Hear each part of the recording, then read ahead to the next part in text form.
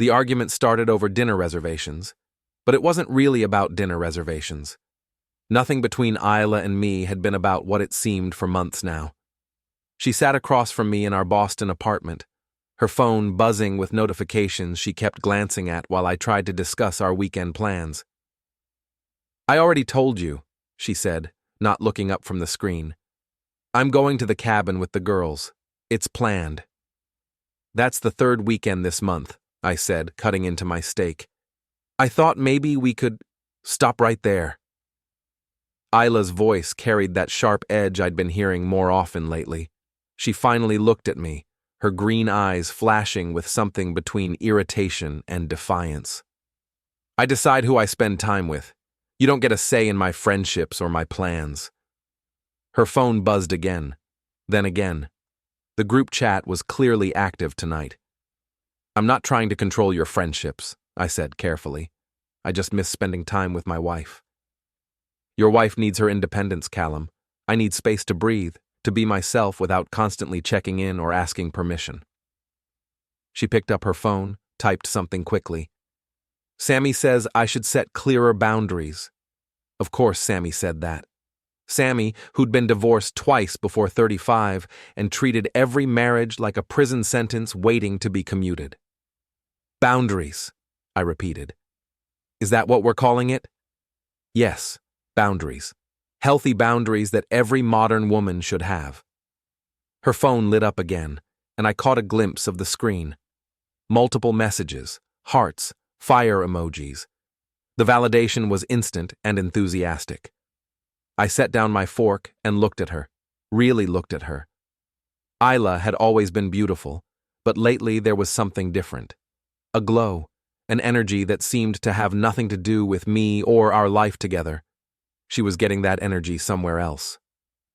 "So let me understand this correctly," I said, my voice steady. "You decide who you spend time with, where you go, what you do. I don't get input into plans that affect both of us. Is that the new arrangement?" "It's not new, Callum. It's just clear now." She stood up, her dinner barely touched. "I'm not asking you to like it. I'm telling you how it's going to be." Her phone buzzed again. She smiled at whatever message had just arrived. "Your choice," I said quietly. She paused in the doorway, probably expecting more of a fight.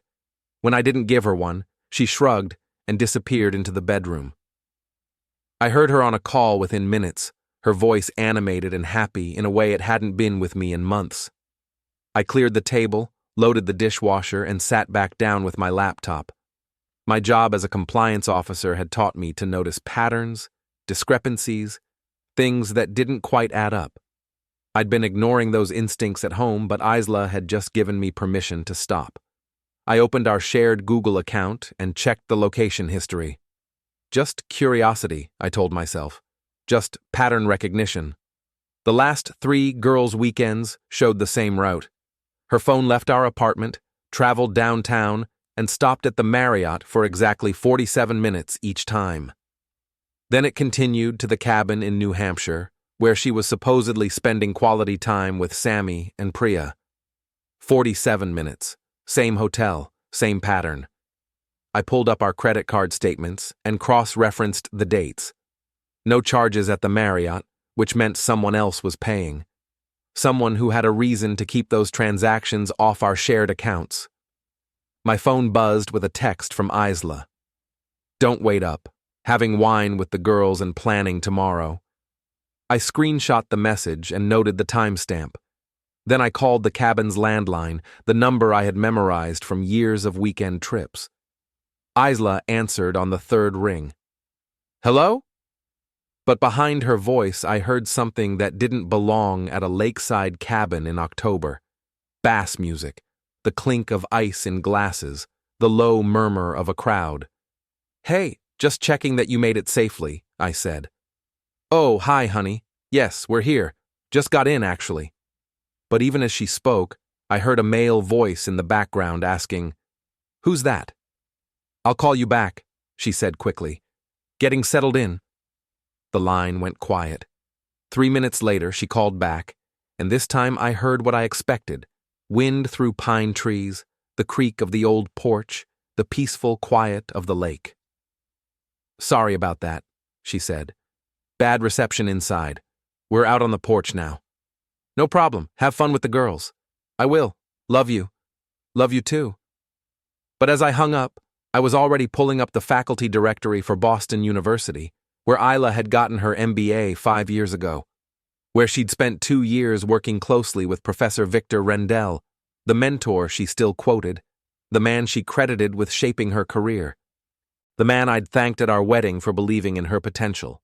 Victor Rendell, married, 55, still teaching graduate seminars in strategic management, still mentoring bright young women who hung on his every word. I opened a new browser window and started researching hotel guest records, Bitcoin transactions, and the legal requirements for divorce in Massachusetts.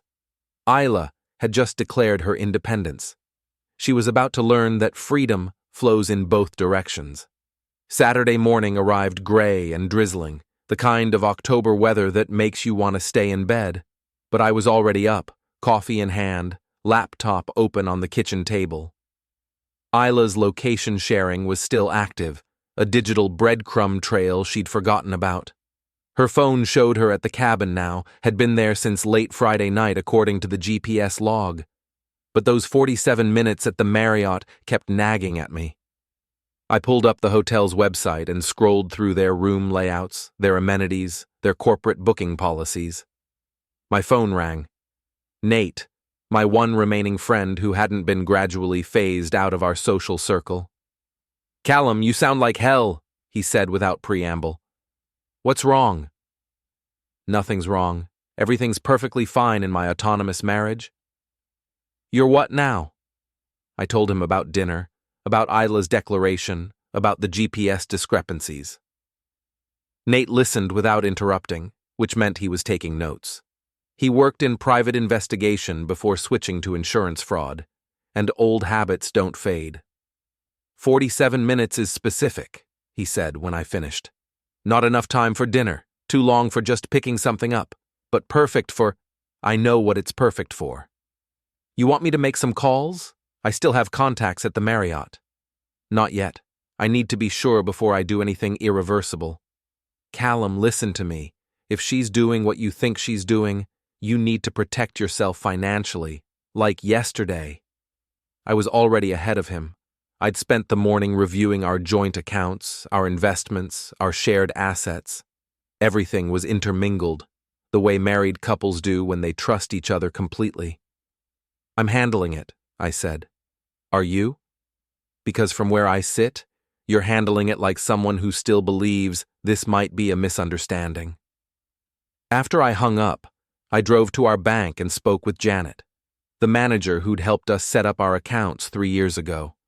I told her I needed to review some transactions, that I was concerned about potential fraud.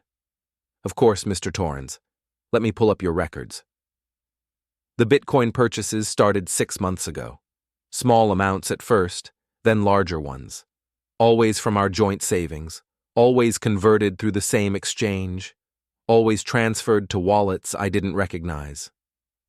These cryptocurrency transactions, Janet said, pointing to her screen. They're all authorized with your wife's login credentials. Is this something you were aware of? I'm aware now. $94,000, nearly our entire savings, converted to Bitcoin and sent to anonymous wallets. The money we'd saved for a house, for children, for the future we'd planned together. I'd like to open an individual account, I told Janet. And I need to understand the process for removing my name from joint accounts in cases of marital dissolution. She handed me the paperwork with the practiced sympathy of someone who'd seen this scenario before. That afternoon, I drove past Victor Rendell's house. It was a modest colonial in Cambridge, the kind of place a tenured professor could afford. His wife's car was in the driveway, a silver Honda with a coexist bumper sticker. Their daughter's soccer gear was scattered on the front porch. I didn't stop, didn't take pictures, didn't do anything that could be construed as stalking. I just observed, the way I'd been trained to observe patterns and discrepancies in financial records. Victor Rendell had a family, a wife who trusted him, a daughter who believed in him. They had no idea that their husband and father was spending Friday evenings in hotel rooms with his former student. My phone buzzed with a text from Isla. Having such a great time. Sammy says hi, miss you. The timestamp showed 6:47 p.m. Her location showed the cabin, but I'd just driven past the cabin on my way home, and there were no cars in the driveway. I pulled over and called the cabin's landline again. No answer. I called Isla's phone directly. Hi, honey. Her voice was bright, happy. How's your weekend going? Good. Quiet. Where are you right now? At the cabin, obviously. We just got back from a hike. But behind her voice, I heard something that definitely wasn't the New Hampshire wilderness. I heard traffic, city traffic, car horns and sirens and the general hum of urban life. Sounds busy there, I said. What? Oh, that's just... We're near the road. You know how sound carries by the lake. The lake was 3 miles from the nearest road. Sound didn't carry that far. Well, have fun. I'll see you tomorrow. Can't wait. Love you. Love you too. But as I drove home, I was already planning my next move. I had patterns now, evidence, a timeline that didn't match her story. What I needed was proof that would hold up in court. What I needed was to catch them together. Sunday evening, Isla returned from her weekend glowing with what she called girl time energy. She hugged me at the door, kissed my cheek, and launched into stories about hiking and wine and deep conversations by the fire. Her performance was flawless, practiced, delivered with the enthusiasm of someone who'd rehearsed the details. Sammy's going through such a hard time with her divorce, she said, unpacking her overnight bag. But she's finally standing up for herself, you know? Setting boundaries, demanding respect. Sounds familiar? I said. Isla glanced at me sharply.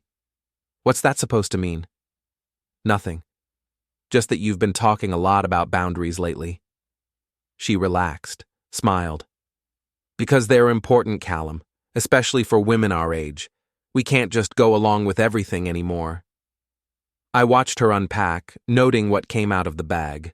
Clean clothes that should have been dirty after a weekend of hiking. Toiletries that looked unused.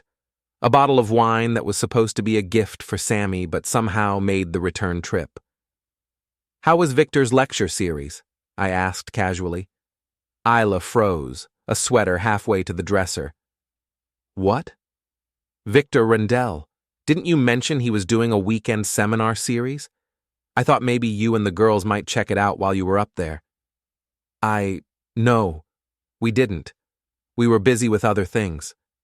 But her face had gone pale, and her hands were shaking slightly. The sweater fell to the floor. You okay? I asked. You look like you've seen a ghost? I'm fine, just tired, long weekend. She disappeared into the bathroom, and I heard the shower start. While she was washing off her weekend, I checked her coat pockets and found exactly what I expected. A hotel key card, forgotten in her haste to maintain the cabin story. Room 412, the Marriott downtown. The same hotel her GPS had pinged every Friday for the past 3 months. I photographed the key card, front and back, then slipped it back into her pocket. That sounds like the beginning of an intriguing story. Are you writing a short story or working on a larger project? I'm curious about where you're going with this. He looked exactly like his faculty photo. Silver-haired, distinguished, the kind of man who wore tweed jackets with elbow patches and probably quoted Hemingway at dinner parties. He moved with the confidence of someone accustomed to being the smartest person in the room. He went straight to the elevator, no stop at the front desk. He had his own key. I waited 5 minutes, then followed. The elevator showed stops at floors 4, 7, and 12, but I already knew where he was going. Room 412 was at the end of a quiet hallway, away from the elevator noise and foot traffic, perfect for privacy. I walked past once, noting the Do Not Disturb sign, then took the stairs back down. In the lobby, I approached the concierge with my most professional smile. "I'm hoping you can help me," I said, showing him my business card. "I'm a compliance officer investigating some irregular expense reports. I need to verify some guest information for room 4112. "I'm sorry, sir, but I can't provide guest information without proper authorization." "Of course, I understand completely." I handed him another business card, this one for a law firm I'd looked up online. "Perhaps you could have your manager call this number? We're trying to avoid involving law enforcement, but if we can't verify these records..." The implicit threat worked. 10 minutes later, the manager provided me with what I needed. Room 412 was registered to Rendell Consulting LLC, a business account that had been booking the same room every Friday for 4 months. I had the pattern, I had the location, I had the timeline. Now I needed the proof. That evening, I sat Isla down for what she thought was going to be a normal conversation about our week. Instead, I placed a folder on the coffee table between us. "What's this?" she asked. "Open it." Inside were printouts of our bank statements with the Bitcoin transactions highlighted. Credit card records showing charges that coincided with her girls' weekends. GPS logs showing her phone's location history, and photographs of the hotel keycard from her coat pocket. Isla's face went through several expressions in rapid succession: confusion, recognition, fear, and finally, defiance. "You've been spying on me," she said. "I've been paying attention. There's a difference. This is a violation of my privacy. You had no right. I had every right. We're married. That money you've been converting to Bitcoin, half of it was mine. Those lies you've been telling, they affect my life too." She stood up, started pacing. "It's not what you think." "It's exactly what I think. You've been having an affair with Victor Rendell. You've been using our joint savings to fund it, and you've been lying to me about it for months. Victor and I... It's complicated." "No, Isla. It's simple. You made a choice. Now I'm making mine." I pulled out another set of papers. Divorce documents, already prepared, already filed with the court. "You can't be serious," she whispered. "You said you decide who you spend time with. I don't get a say." "Well, I've decided who I spend time with too, and it's not someone who steals from me and lies to my face." She sank back onto the couch, the papers scattered around her. "Callum, please. We can work this out. We can go to counseling. We can't, because this isn't a marriage anymore. It's just you doing whatever you want while I pay for it." My phone buzzed with a text, then another. Isla's phone was buzzing too. The group chat was active, probably discussing her latest crisis, probably offering support and validation for whatever story she was about to tell them. "One more thing," I said, standing to leave. "You should know that your family's estate has some interesting clauses in the deed. Your grandfather was apparently a very thorough man when it came to protecting family assets from unfaithful spouses." The color drained from her face completely. "What are you talking about?" "I'm talking about the inheritance you've been holding over my head for years. The money you said proved your family's superiority to mine. Read the fine print, Isla. Adultery has consequences." I left her sitting there surrounded by evidence of her betrayal and the legal documents that would end our marriage. Her phone kept buzzing with messages from friends who had no idea their advice had just cost her everything. In my car, I called Nate. "It's done," I said. "How do you feel?" "Free," I said, and for the first time in months I meant it. The next 2 weeks moved with the mechanical precision of a compliance audit. I'd learned long ago that the most effective investigations happen quietly, systematically, while the subject believes they're still in control. Isla hired a lawyer, a sharp woman named Patricia Wells, who specialized in protecting assets during high-conflict divorces. They were building a strategy based on emotional distress and privacy violations, trying to paint me as a controlling husband who'd driven his wife into another man's arms. They had no idea what was coming. I'd spent my career investigating financial irregularities, and Victor Rendel's consulting business was a masterclass in creative accounting. The Bitcoin transfers were just the beginning. Cross-referencing his business expenses with Isla's professional development costs revealed a pattern of parallel billing that would make any auditor salivate. But financial fraud was just the appetizer. The main course required a more personal touch. I'd researched Victor's wife, Margaret, through social media and public records. She was a pediatric nurse active in local charities, proud of her daughter's academic achievements. Her Facebook posts painted the picture of a woman who believed in her marriage, who trusted her husband completely. She deserved to know the truth.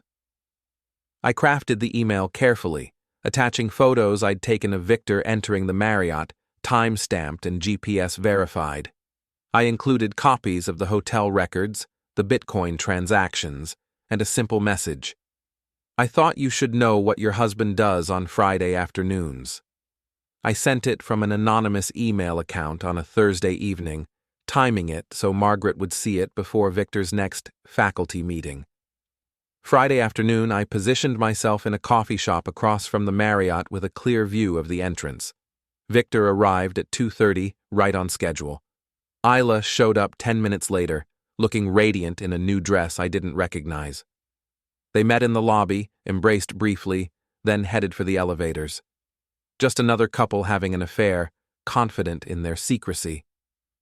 At 4:15, Victor's phone started ringing. He ignored the first call, then the second. By the third call, he was stepping away from Isla to answer. Even from across the street, I could see his face change. The color drained away, his shoulders sagged, and his free hand went to his forehead in the universal gesture of a man whose world was collapsing. Isla was talking to him, asking questions, but Victor was already moving toward the exit. She followed, confused and increasingly agitated. They stood on the sidewalk arguing while Victor tried to manage the crisis exploding through his phone. I took photos of the entire sequence. Saturday morning, I received a text from an unknown number. "This is Margaret Rendell. I need to talk to you." We met at a diner in Cambridge, far from both our neighborhoods. Margaret looked exactly like her Facebook photos.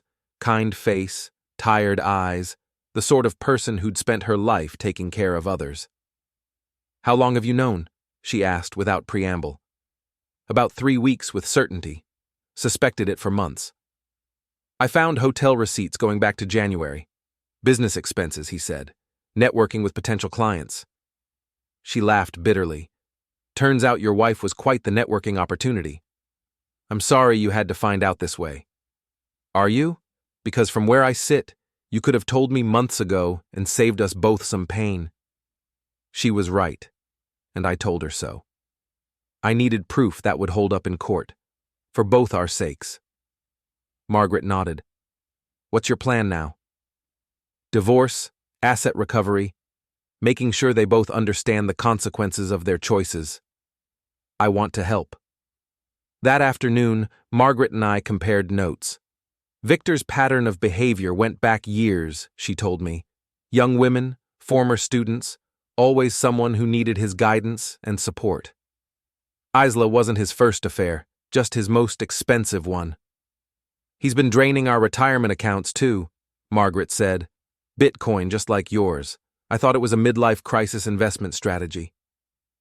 "We can trace those transactions. If he's been using marital assets to fund affairs, that's grounds for asset forfeiture. You really know how to hurt someone, don't you?"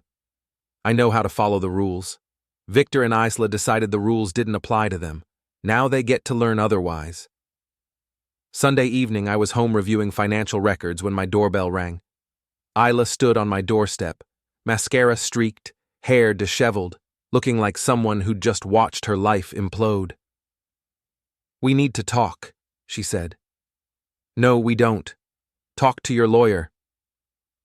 Victor's wife showed up at his office yesterday, made a scene in front of his colleagues. He's been suspended pending an investigation. That must be difficult for you. "Callum, please, this has gone far enough. People are getting hurt." "People were already getting hurt.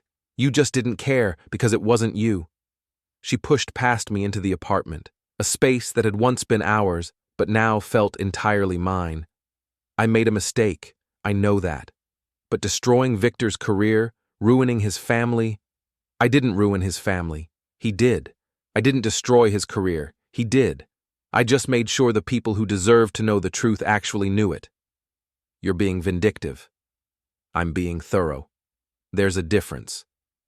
Isla collapsed onto the couch, the same couch where I'd presented her with evidence of her betrayal 2 weeks earlier.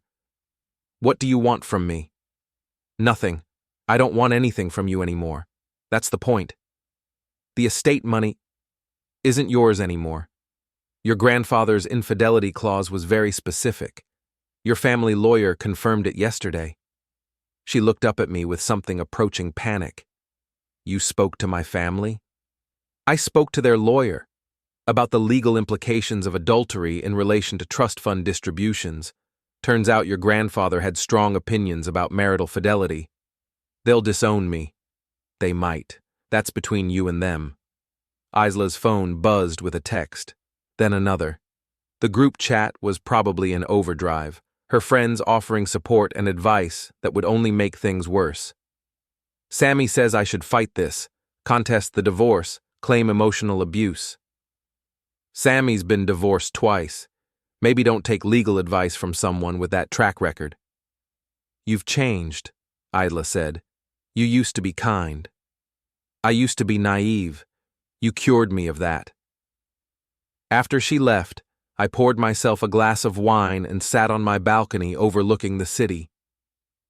Somewhere out there, Victor was explaining to his daughter why Mommy was crying.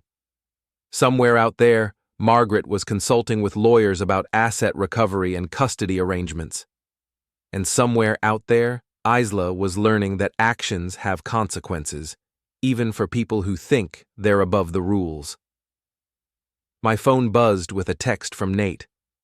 Heard through the grapevine that Victor's been fired. Also heard his wife took the kids to her sister's place. You work fast. I work thoroughly, I texted back. What's next?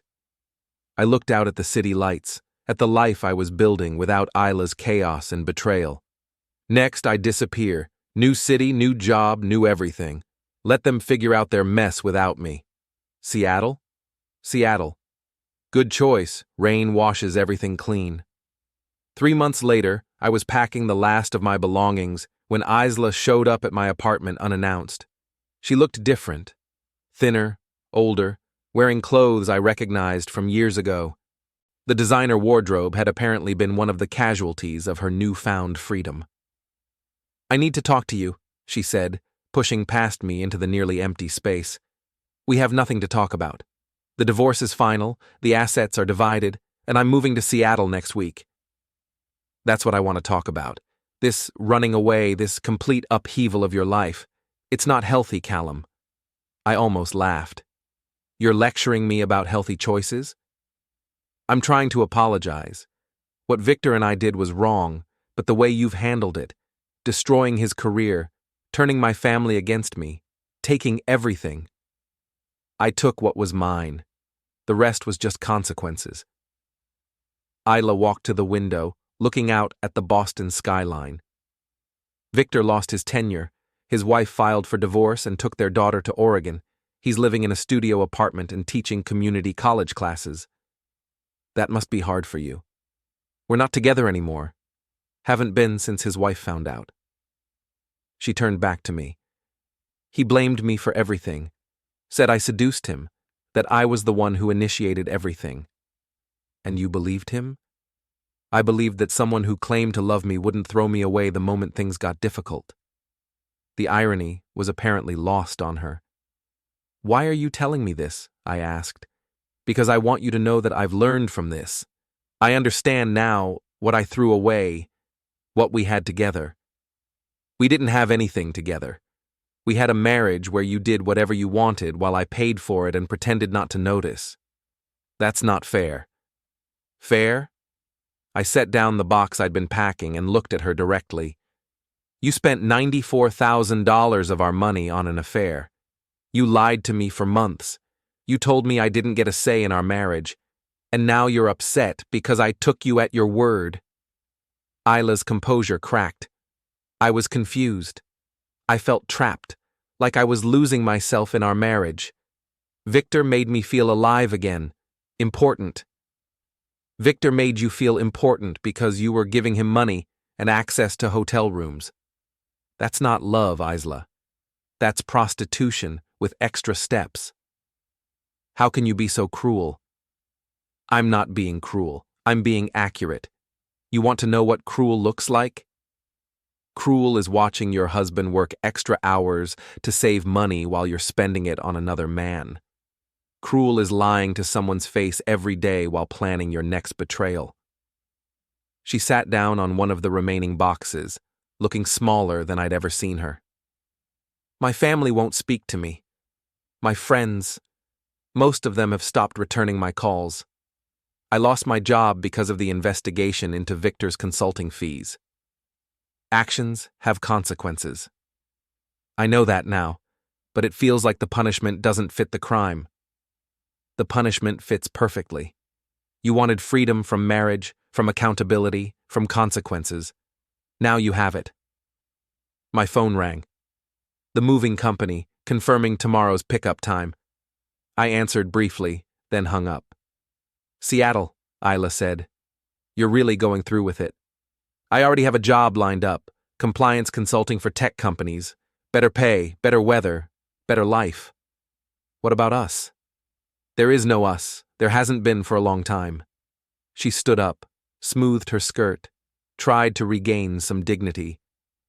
I hope you find whatever you're looking for out there. I'm not looking for anything. I'm just leaving behind what I don't want. After she left, I finished packing in silence. The apartment felt lighter somehow, as if her presence had been the last weight holding it to the past. That evening, Nate came by with pizza and beer, a farewell dinner in an empty apartment. Any regrets? He asked. About the divorce? No. About how I handled it? No. About leaving Boston? About any of it. I thought about it while I ate pizza off a paper plate, sitting on the floor of the apartment where I'd learned that my wife was a stranger and my marriage was a lie. I regret not paying attention sooner. I regret trusting someone who didn't deserve it. But I don't regret standing up for myself. Good. Because from where I sit, you handled this perfectly, thoroughly, legally, and with just enough creativity to make it memorable. Victor will probably never trust another student. Isla will probably never take another marriage for granted. And Margaret gets to start over with full knowledge of who she was married to. And you get to start over in Seattle. I get to start over, period. The next morning, the movers loaded my belongings into a truck bound for the Pacific Northwest. I drove to the airport with 2 suitcases and a laptop bag, everything else I needed to begin again. At the gate, waiting for my flight, I received one final text from Isla. I didn't think you'd actually leave. I read it, considered responding, then deleted her contact information instead. Some conversations don't need endings. They just need to stop. On the plane, climbing through the clouds above Boston, I thought about freedom and consequences, about choices and accountability. Isla had wanted the right to decide who she spent time with, free from input or interference. She'd gotten exactly what she asked for, and so had I. The plane banked west toward Seattle, toward rain and mountains, and a life built on honesty instead of lies.